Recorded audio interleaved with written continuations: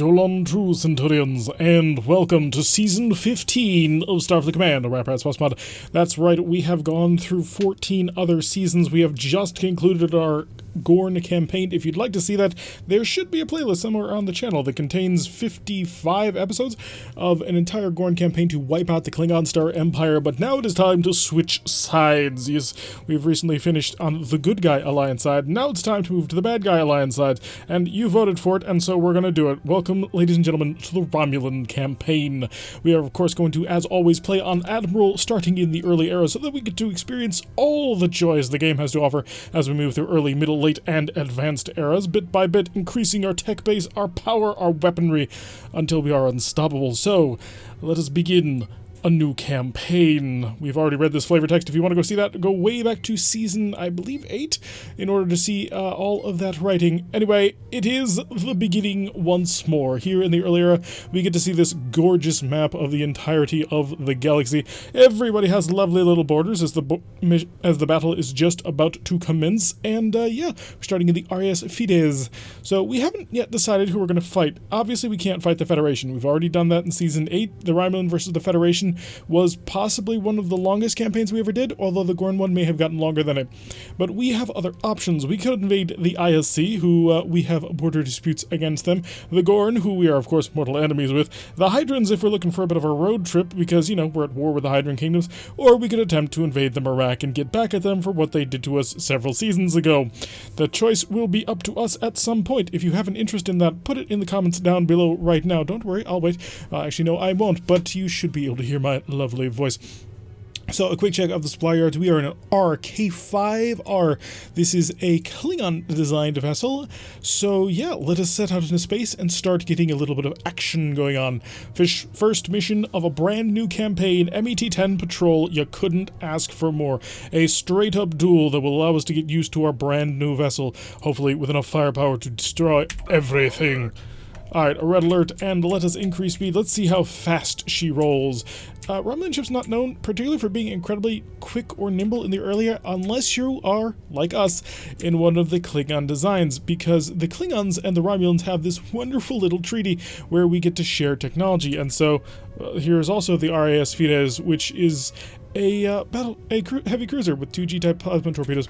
So we are equipped with 2 phaser 1s, 3 phaser 2s, which only fire backwards, by the way, and 2 plasma F torpedoes. This isn't a small amount of firepower, and we can do a speed of 15 while charging. Oh, that is so lovely. And of course, as usual, because this is mostly Klingon design, we have the Klingon glass rear shield. We don't want to let them there. Lucky for us, we're fighting up against an FLG. It's one of the little Federation mushroom classes, so we shouldn't have too much trouble there, especially not, you know, with an RKR backing us up on this one. We've brought more than enough firepower to the table. Now, of course, we have access to the cloaking device. This little piece of technology is so ridiculously broken in this game that this little tiny frigate right here I would take up against a PLPH and expect to win. So, just to give you an idea of how much firepower and capability the Romulans just have in general, oh yeah, we can have some fun times. In fact, I'm not even going to bother waiting until we have a massive ship if we want to make a long-haul trip. I will go in this little tiny frigate, provided we don't take too much damage, because I think we can probably take it by clever use of the cloaking device. Now, we are going to have to get sort of dialed into using the Romulans again. It should be somewhat similar to the Gorn, except we have no armor, so any damage that actually gets through the shields is a bit of a problem. We do, however, have, of course, the cloaking device. And the cloaking device, well, that is a lovely piece of equipment. I'm going to select both plasma torpedoes, make sure. So 1 is all the phasers, 2 is plasma 1, 3 is plasma 2, and 4 is all the plasma. So we're going to try and activate the tractor. We should have prepped this a little bit earlier on, but it should be active in time by the time we hit the range. He does not appear to care that we are right here. We're going to actually use Gorn tactics on this one and go for the plasma anchor. There's our grab. Fired both plasma torpedoes. An excellent penetrating hit as well as a couple of phaser shots. We're going to drop this and disappear. And the main reason I'm disappearing is because he's about to get behind me. That is a spot I don't want him to be if he actually has any weapons that can, you know, hurt me. So by ducking low and stealthing on out of here, we can hopefully get away, especially as we have incoming fire from the other Fides. There goes his G-type plasma torpedoes, and he utilized a wild weasel with which to get away from. Once we get outside of a range of about 5, I will decloak and attempt to re-engage. So we will now swap stealth for speed and power. So we'll come out of cloak, increase our speed to 15. This will allow us to start charging all of our plasma torpedoes. Basic capacitor is already charged, which means we're already receiving the power bonus that grants us, which is quite lovely. A little bit of a small misplay. He was able to get a single phaser shot to hit our aft shield, but was outside the range of 5, so feeling pretty confident about that one. The other Fetus has decided that instead of actually slugging it out with his superior phaser batteries, he's just going to hide. Although, actually, it's not that superior. I think they're packing pretty much the same number of phaser ones. Now, our fairly anemic phaser armor couldn't quite brush through that. Oh, the mine actually getting us on that one. That was unfortunate damage. Yeah, this is a little bit rough. As you can see, already our Phaser 2 has been pretty badly damaged, which just goes to show how little armor that Romulan vessels have, but you're supposed to rely on your cloak to back that up. Unfortunately, we're trying to be a little bit too aggressive. Now, to be fair, we are in our own space. It's not the worst thing in the world, but really, we don't want to be wasting repair parts or, prestige in general on repairs. Until at least we make it into a heavy cruiser, or maybe just a light cruiser. We could go on sort of a grand tour of all of the designs that we have at our disposal, and plasma torpedo from point-blank range, and disappear. The disappear, of course, will be in the hopes of just drifting on by. Our other plasma torpedo, are you still charging? No, it looks like it's unloading, which is unfortunate. However, the other Fetus has come out of cloak. I am deliberately attempting to use my cloak as much as possible at this point, just so I can get into the habit of utilizing it. So bouncing in and out, being full Romulan on this one.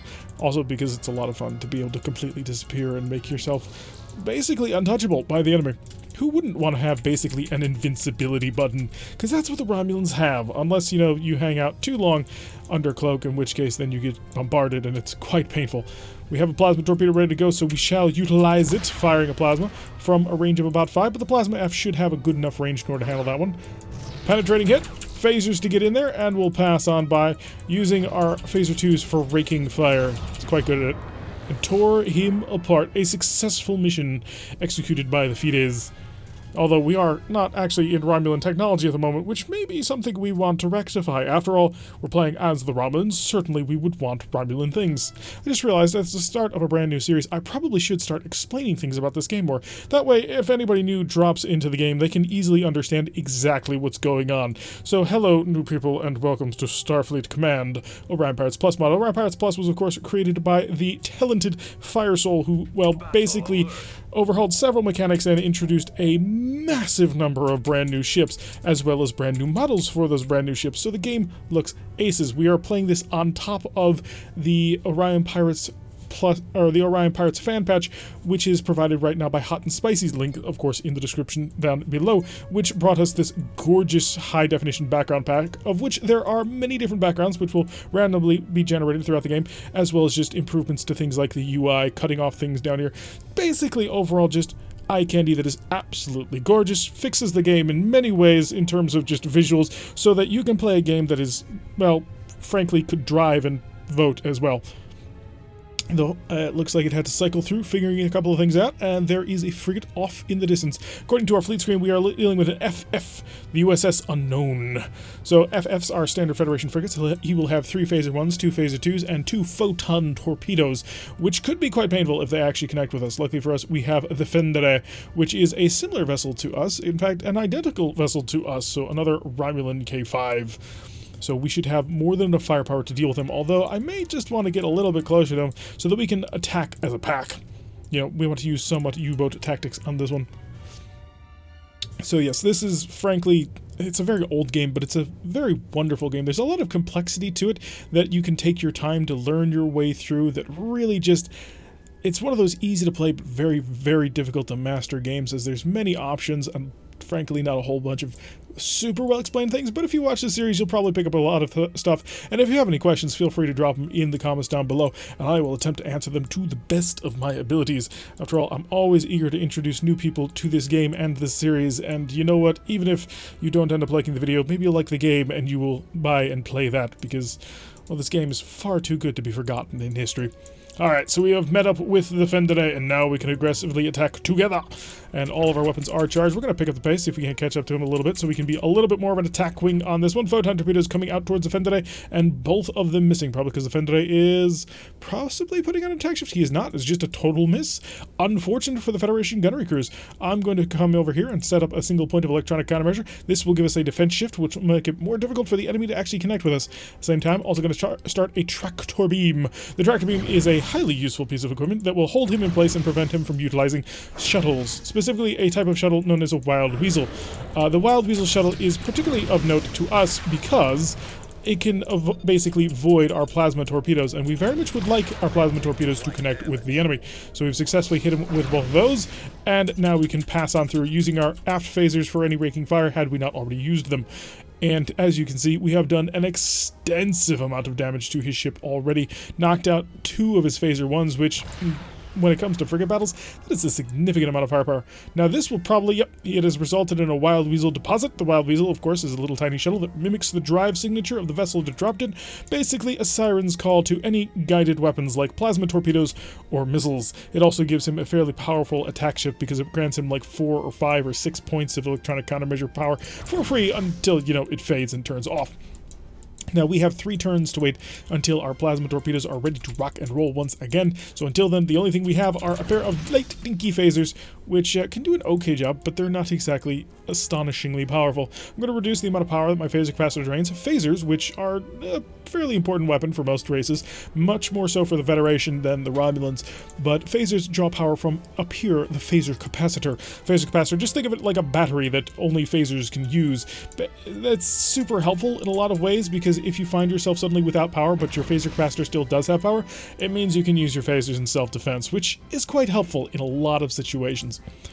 So, because we're only firing 2 of our phasers, and the phaser capacitor holds enough charge in order to fire every single one of your phasers at the same time, we can basically set it to a half charge rate, which will cause it to take less power in order to finish fully charging up the system. Alright, our plasma torpedoes are just about ready again. I'm going to start a tractor beam also, and we're going to slow, not quite that far down, although maybe that was a good idea.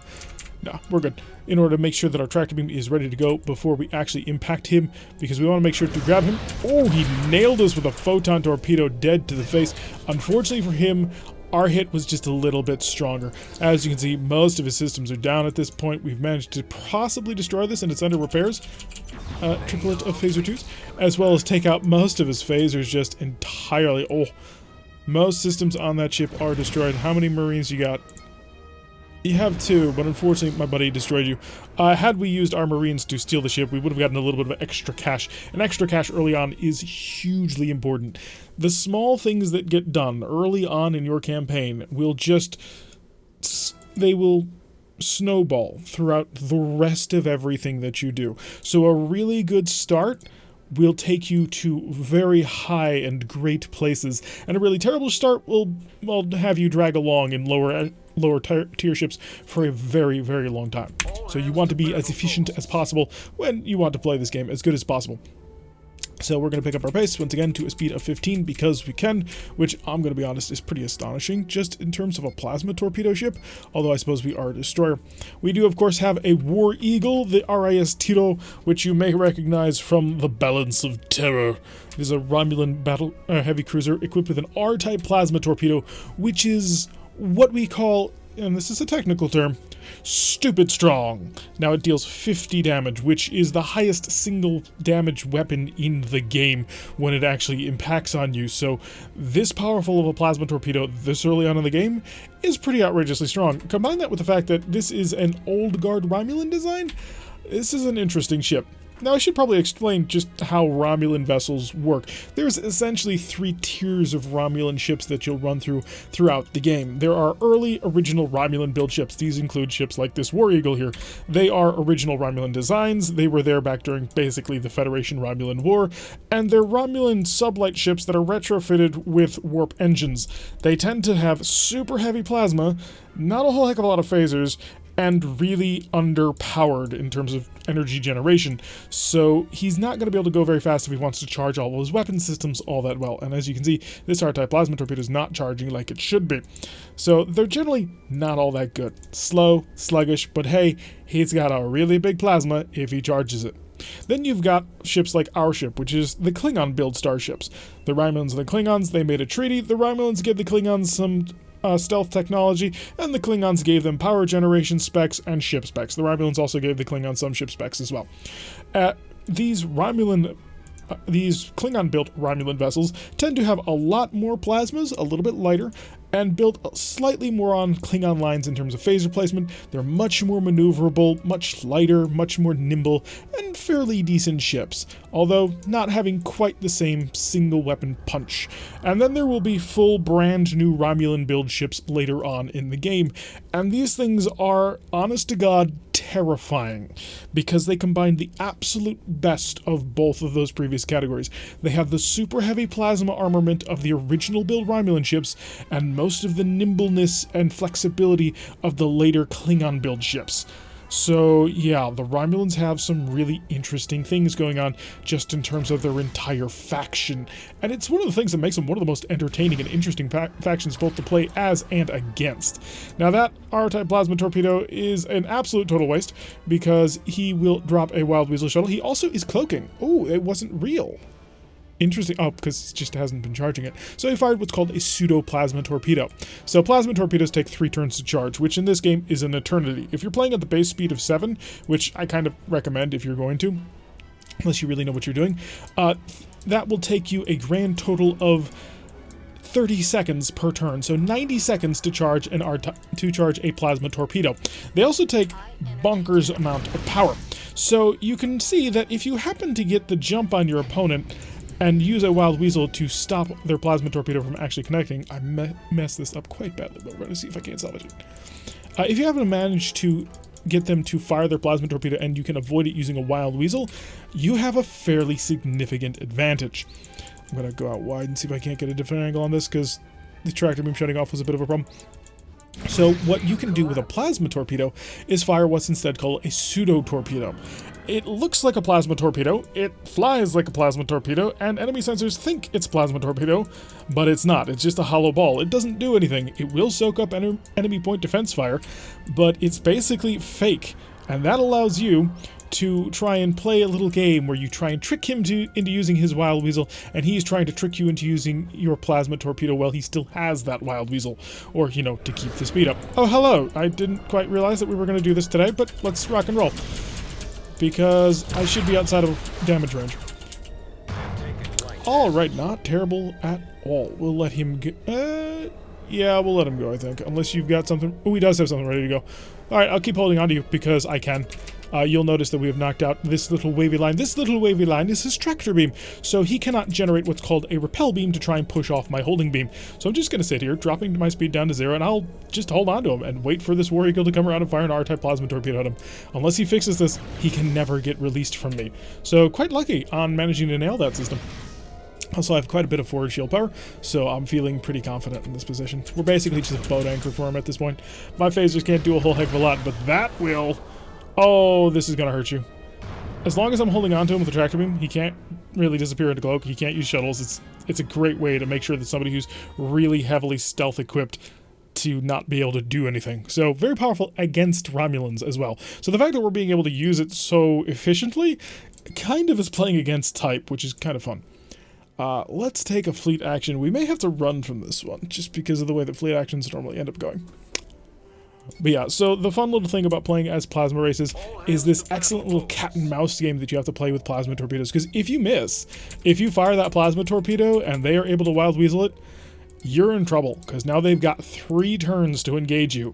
Romulans especially have really light phaser armaments. I mean, as you can see, we've got 3 phaser 2s and 2 phaser 1s. And the phaser 2s shoot backwards, and the phaser 1s shoot forward and inward. So a little bit of a light sort of loadout. We struggle to even get through frigate shields, which is kind of sad. But our plasma torpedoes are outrageous. Each one of these F-type plasma torpedoes does 20 damage. That's huge. For comparison, the Federation Photon Torpedo will deal 8 damage if it hits. Disruptors will deal about 4 damage if they hit. Fusion cannons can deal, I think, like 12 damage, something like that. But yeah, the 20 damage, even in the smallest F-type plasma torpedo, is pretty gosh darn high.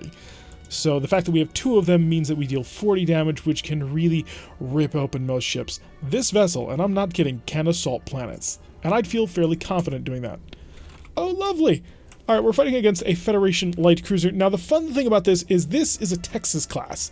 But this Texas class is not the original Texas class that came with Orion Pirates Plus. No, this one was taken by Adam, who is a member of our community. He's, well, really much beyond our community, but he has worked quite extensively on helping out making Orion Pirates all that it can possibly be, and he very helpfully converted a Bridge Commander Texas class for us, because the original Texas class, the Federation Light Cruiser, that was part of the Orion Pirates Plus mod, looked terrible, whereas this one is much, much more beautiful, and I can't wait to engage it and kill it. So, thank you very much, Adam, for fixing up this ship so it actually looks excellent, and the sort of vessel that we want to actually fight and kill. There's another vessel also in this pack that is sort of custom put in, thanks to Adam's work with transferring Bridge Commander vessels. If we run into it, I will definitely talk about it, because I don't quite want to spoil the surprise. Photon Torpedo zipping on by us. Looks like it was aimed for our buddy, who apparently is Klingon? Yeah, this is a Klingon version of the vessel. We've got the IKV Challenger operating with us. So he is basically the same hull form, but he uses completely different weapons. He's got a pair of disruptors, which, you know, long range, good plink, fast firing, but not a whole heck of a lot of damage, and a pair of missiles, which deal a lot of damage if they hit. Because we're in the early technology era, our missiles kind of suck. So, got a frigate over here and an FFG over here. Ooh, I don't know if that E4 can take it. Maybe, if he's a little bit lucky, but that's a lot of firepower for a little tiny Klingon bird of prey, essentially, to take on. But we're definitely going to try and dive on top of the Lexington over here, see if we can't do enough damage to murderize him. And if we can, then we'll be in great shape. So we're zipping along at a speed of 31. Start the tractor beam because we're going to want to grab onto him and nail him with plasma. Federation light cruisers, as you can see, 2 photon torpedoes and 6 phaser 1s, 2 phaser 3s. They're really solid. I like Federation light cruisers a lot in the early game. I found them to be exceptionally good ships in terms of being able to take on things much, much heavier than them. They're quite fast while still having a significant amount of firepower.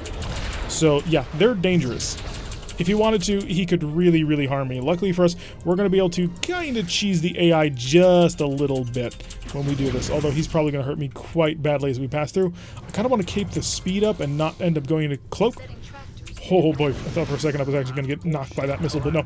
It was traveling towards the Lexington. We're going to have to get some speed going, but he can outrun me, which is unfortunate. Once again, our light armor being a bit of a problem here. And I gotta make sure that we keep an eye out for alerts. We don't want to actually hit one of these asteroids, because if you do, bye-bye birdie, because you're dead at that point. Although 2 of these vessels should be able to take them on. Oh, we got a Federation destroyer incoming as well. Jeez. So, Saladin-class destroyer zipping on in. Well, not really zipping. Federation destroyers are not great. They're pretty terrible, actually. But still, he's packing 4 photon torpedoes, which is nothing to just sneer at. So this will be quite the interesting fleet battle. I'm going to come over here, give myself a little bit of electronic countermeasure on this one, so that I've got some protection from those photon torpedoes. Photon torpedoes are incredibly vulnerable to electronic countermeasure, so setting that up is going to be quite helpful to us. I think I want to drop a mine right in front of him, just so I don't have to worry about it. And that'll kind of mess with him. So mine over there, target you. Phasers out, more phaser, and then cloak.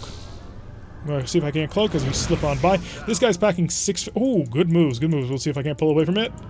Ah, our maneuverability and nimbleness working in our favor until we ran into another mine that I didn't quite see. But also, thing to be very careful of if you're playing as Romulans. If you hit a mine, you get exposed out of cloak. So that makes life just a little bit more difficult. So we have to avoid mines unless we want to actually take damage that we really don't want to take. Skulking around in cloak is not super great for us trying to be aggressive, as it means that we can't really charge a whole lot of weapons. Cloaking takes a ton of power. So we've got to be a little bit worried about that. I think we're generating 6 points of power for the cloaking device alone, which makes it a little bit hard to charge all your weapon systems, specifically the plasma torpedoes that we desperately want to get ready. So we're going to skulk around at low speed, see if we can't get everything going so we can come back in with a devastating plasma strike. close-range missile assault. Unfortunately for us, that Texas class was prepared for it. He had his defensive tractors online, but he has been taking a pounding, and he's vulnerable to plasma torpedoes. He doesn't have a shuttle bay, which means no wild weasels. So we should be able to get a nice high-speed run at him if we really want it. And I think I do. All right, I'm going to see if I can't cut inside of these mines, because it looks like he's heading in my direction. So coming out of cloak, we're going to switch our power up to the forward shield, which will hopefully give us enough protection. Plasma torpedoes selected and ready to go. We want to get just a little bit closer. He's starting to turn away from me. That's not good. Long-range phaser fire. Just give him a little bit of a love tap. Yeah, he's accelerating and running. He understands that we've got a little bit of a gift for him. I want to pick up the speed quite a bit on this one, because we've got to chase him down. I don't want this destroyer coming in, because he is, coming in quite heavily. He's already fired a couple of photon torpedoes at me, which I'm not super happy about. I gotta cut inside the mines on this one. So we're gonna split the mines, because I gotta cut the corner on him. I've got a good shot. I've got a good angle on him. I just need to, well, now I'm about to get the good angle. That's the angle I wanted. Plasma torpedoes away. Now, if that shuttle bay is still broken, these should impact, and it should be lovely. And hits. And a pair of phaser shots in on there as well. Did pull slightly in the wrong direction, because now I'm exposing an open shield. And he's run into a dust field. Now, dust fields start causing damage to your ship as you travel through it, and since he had no more forward shield, he took a pretty considerable chunk of damage on that one. He is mostly dead in the water, so we can probably ignore him. I think we've lost our buddy, the Challenger, because he's somewhere dead at this point. But we are still alive and kicking, and so I'm going to keep the efforts going. Now, the Federation Destroyer is struggling just with all his power generation. You'll notice that he's got 6 phaser ones and 4 photon torpedoes. That is the exact same armament as the Federation Heavy Cruiser in this era. He does not have the power generation of a Federation Heavy Cruiser in this era, so he literally can't charge all of his weapons at the same time. It's a fairly significant weakness out of the Federation's Aladdin-class destroyers, one that we can kind of exploit.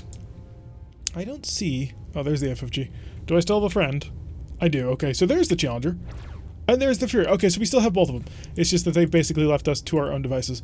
I could come in and try and knock him out just for the easy kill, but the Destroyer right now is, of course, the primary challenger to us. We want to make sure that we take him first because he's still dangerous to us, whereas the CL over here is not. Lexington's been mostly dealt with, and I don't think he's got enough repair parts in order to fix himself fully.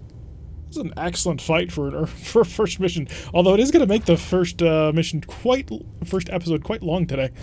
That's not necessarily a bad thing, though. So he is starting to travel through the dust cloud, struggling with that a little bit. Oh, I'm so tempted to try and ram him. He is so close to that asteroid. So asteroids can be run into, and asteroids you can be pushed into them. So if I do this right, I could probably shove him into one of these asteroids. Especially with the course that he's taking. I'm not sure what he's doing. I mean, this is some seriously dangerous flying out of the AI. So he's trying to navigate a path here. I don't want to fire my phasers, because I don't want to cause any entering the dust cloud. So now we're starting to take damage. Luckily, I do have the shield reinforcement in order to handle it.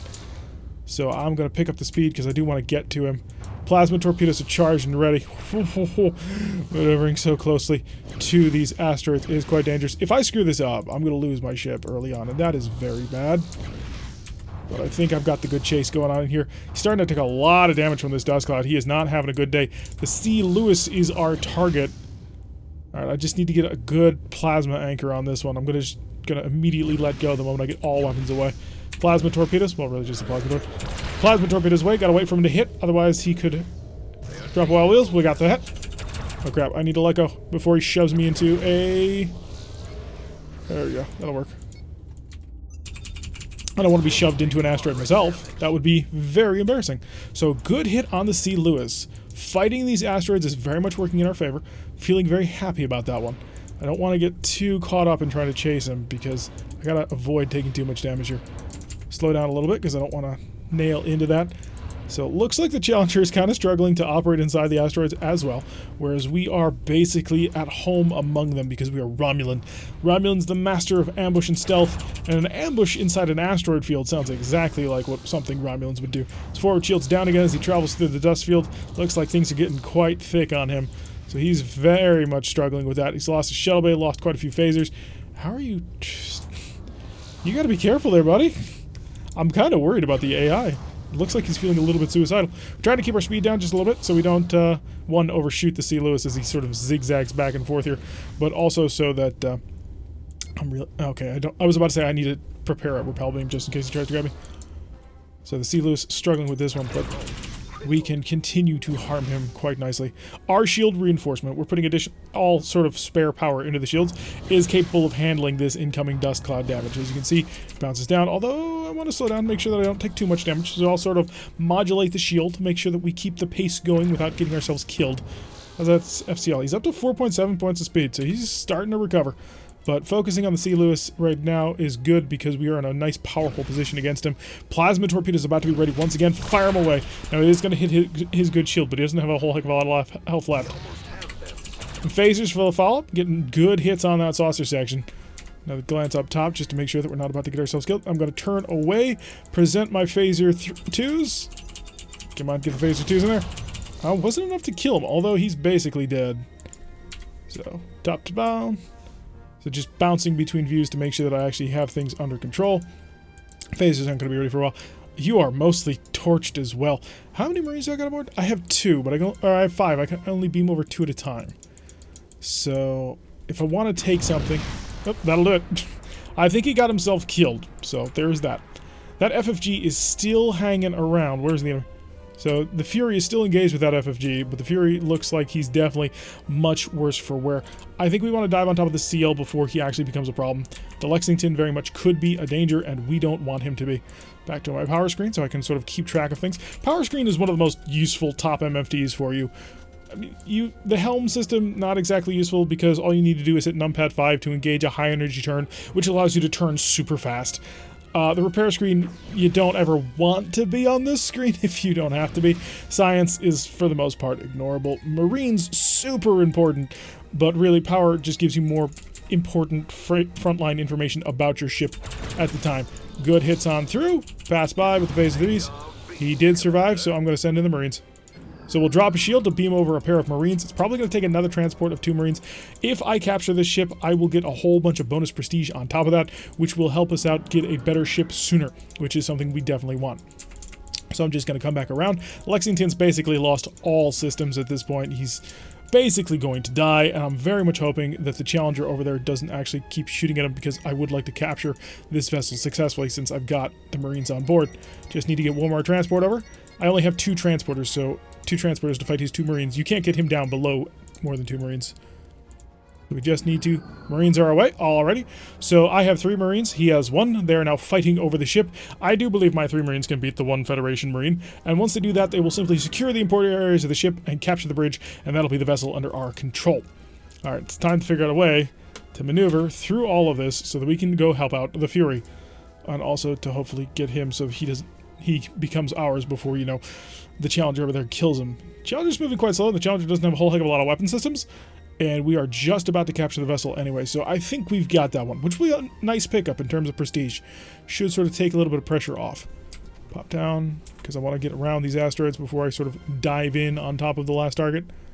So, waiting anxiously to make sure that we can actually capture this light cruiser. Wow, this is going to be a really long episode, but you know what? It's a season premiere, so I'm feeling quite happy about that. Alright, we've captured the Lexington. That'll be useful for extra prestige, and I think our buddy is dead. Oh, yes. So we have lost the, Fury off there in the distance. So what I can now do is I have power, which I can now steal. Sapping power from my shield budget, as we call it. And I'm going to, hopefully, carefully, there's that FFG. Alright, buddy, you're mine. You don't even realize it yet, but you are. Start charging my tractor beam, because we're going to come in here, basically grab him and stop him. We nailed us with a proximity photon torpedo. Photon torpedoes can be fired in 3 modes. One of them is normal mode. Normal mode hits you for 8 damage. Not particularly accurate outside of a range of 8. Then there's proximity photon torpedoes, which can reach out to a range of 55, but can't shoot at a range of 8 or less. They deal 4 damage, but are really accurate. Then there's overloaded photon torpedoes, which can only shoot at a maximum range of 8 or closer, and deal 16 damage, but, you know, they take an absolute ridiculous amount of power to charge. Ooh, that looked like it hurt a lot. And Terry's suffering from that beautiful assault right there. We've knocked out basically all of his systems in one pass. It's just going to take a little bit more effort to come around and annihilate him. He literally has no more weapon systems. If I had Marines, I would steal this one as well. But we have one Marine set, and he has at least 2 Marines left, so that's not going to happen. So a couple of phasers in order to knock him out, and that'll be a successful fleet action. A Romulan frigate and destroyer, and a pair of Klingon destroyers took on 2 Federation frigates and a light cruiser and a destroyer. Or was it just one frigate, a destroyer, and a light cruiser? In any event, we won. 320 prestige is a reward for a job well done. Puts us at 836. Probably not enough to get any really major ships. As you can see, the next vessel, a KD-4 probably. Yeah, this would be 840 prestige, right? Or no, 1320. But we would probably want something just a little bit more than that. We'd want a really nice heavy cruiser of some description. Although that might be the best we can get for now. Or the KCR, which might be better. Just gonna do a quick check. So KD-4s, yeah, KD-4s have weaker shields, so we'll want a KR at the very least. So just for a little bit more shield defense, it would have 2 plasma Gs, 4 phaser 2s, 3 phaser 1s. Small step up from what we're currently in, but a little bit more survivable. But maybe not. Maybe we'll wait for something really cool and Romulan to come along. But anyway, that'll do it for today's episode. I've been Tarek. If you like what you've been seeing, hit that like button and subscribe. If you want to receive a notification every time I release one of these videos, press that little bell icon, leave a comment, and I will see you all in the next episode.